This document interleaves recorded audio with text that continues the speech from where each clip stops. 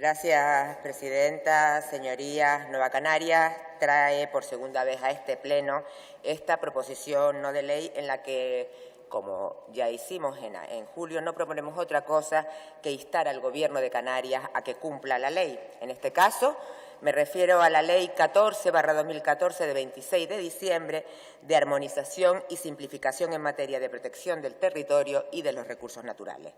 El pasado 20 de julio esta PNL no pudo ser aprobada al ser rechazado por los grupos que sustentan al Gobierno, el de Coalición Canaria y el del PSOE, el Partido Socialista,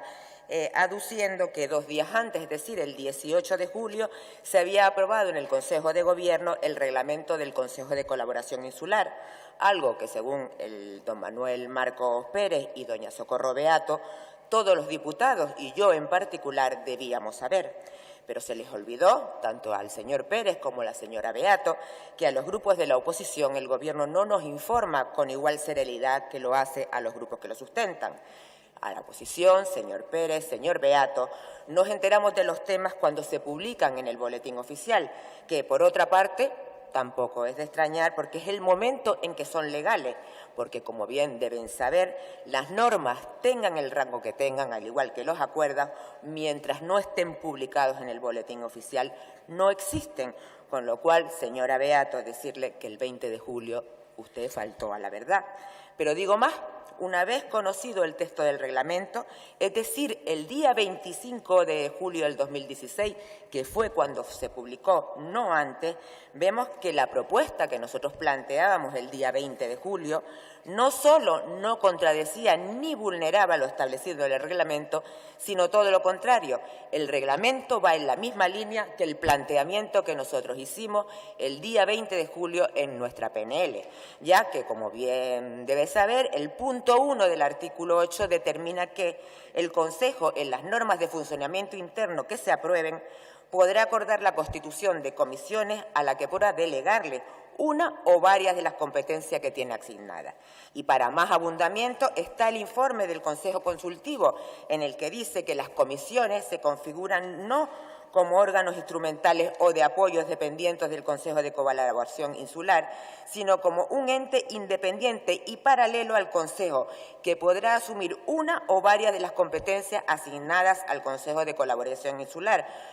Y además continúa diciendo, con la regulación a través del anexo de estas comisiones, se vuelve a reproducir en cierta manera el sistema vigente de comisiones que se establecía en la legislación anterior, con lo cual queda claro que si el Gobierno no asumió las consideraciones que venían en el dictamen del consultivo, el espíritu era exactamente el mismo que el que nosotros planteamos en la proposición no de ley el día 20 de julio. No obstante, y en el ánimo de que esta iniciativa pueda concitar el máximo consenso, hemos vuelto a traerla ajustándola a la literalidad de lo establecido en el reglamento. Las razones por las que insistimos en la necesidad de aprobación de esta iniciativa son obvias y ya las expuse en esta Cámara pues hace escasos 2 meses y medio, pero voy a resumirlas y se justifican en el hecho desde finales del 2014, en diciembre, es decir, hace casi 2 años, el Gobierno de Canarias atribuyó a los cabildos insulares la competencia en materia de formulación y aprobación de los instrumentos de ordenación de los espacios naturales, competencia que hasta ese momento venía ejerciendo de forma exclusiva el Gobierno de Canarias y que hoy, a 11 de octubre del 2016, 1 año y 9 meses después, aún no existe valoración de los costes de esta competencia y, por supuesto, y mucho menos, dotación económica con destino a cabildos para sufragar estos costes. Aquí, a esta Cámara, hay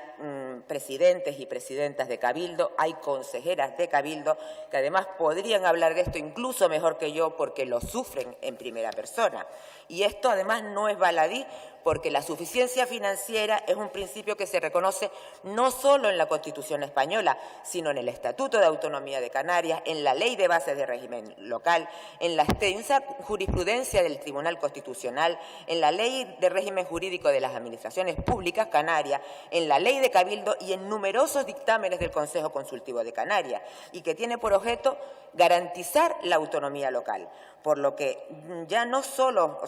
por razones de legalidad, o solo es por razones de legalidad, el Gobierno tiene que cumplir con la asignación económica de las competencias que transfiere a Cabildo. Las haga mediante atribución, mediante transferencia, mediante delegación e incluso mediante colaboración. Y en todos estos casos, el Gobierno debe garantizar la suficiencia financiera de los mismos, con lo que la asignación inexcusablemente debe llevar aparejada la dotación de recursos económicos y de los medios materiales y personales suficientes que garanticen la eficaz gestión de las mismas. Pero además ya no solo quiero hablar de legalidad, sino voy a hablar de racionalidad, porque racionalmente a nadie se le ocurre pensar que si el Gobierno de Canarias tenía asignado un presupuesto y unos recursos materiales y personales para ejercer esta competencia, como venía haciéndolo de forma exclusiva hasta el 25 de enero de 2015, esta competencia en materia de formulación y aprobación de instrumentos de ordenación de espacios naturales, lo que no parece razonable es que ahora se pretenda que los cabildos la ejerzan sin estos medios. Más aún, si tenemos en cuenta que el Gobierno de Canarias, aún teniendo la dotación económica y aún teniendo los recursos humanos necesarios, en 25 años que ostentó la competencia, no desarrolló la totalidad, desarrolló muy pocos instrumentos de planeamiento. Me refiero a la totalidad de los POR y a gran parte de los PRUC. Y ahora lo que haga es pretender endilgárselos a los cabildos y no le trasvase los medios para ejecutarlo. Y pongo como ejemplo el ejemplo que ya puse el pasado 20 de julio. Es que es lo mismo que plantear que el Gobierno de Canarias atribuya a los cabildos insulares las competencias en materia sanitaria, pero que no le traspase ni los hospitales, ni los centros de salud, ni al personal médico, ni al enfermero, ni a los auxiliares de enfermería, ni a los celadores, por poner ejemplo. Además, también quiero decir que resulta paradójico que mientras el Gobierno de Canarias abandera una nueva ley de suelo en la que justifica la desregulación del suelo rústico por mor de la simplificación y la agilización en la tramitación de los instrumentos de ordenación, al mismo tiempo ese mismo Gobierno obstaculice la redacción y la aprobación de los instrumentos de ordenación de los espacios protegidos al negarle a los cabildos aquellos recursos imprescindibles para alcanzar dichos objetivos. Y además que no podemos olvidar que esta obstaculización,